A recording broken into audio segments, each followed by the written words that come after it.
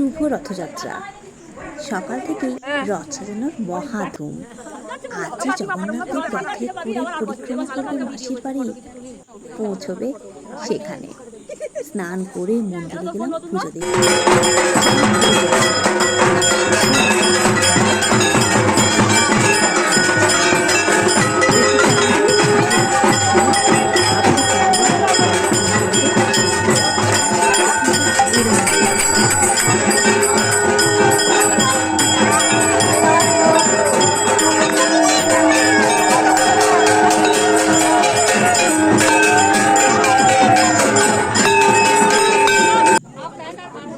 বাড়ির বউরা যা কিছু আচার অনুষ্ঠান সমস্ত কিন্তু কমপ্লিট করছে। বাবু সময় ব্যস্ত তার ছোট্ট রথ নিয়ে, আর কিছু দিদিদেরকে পেয়ে ওর তো মজার শেষই নেই।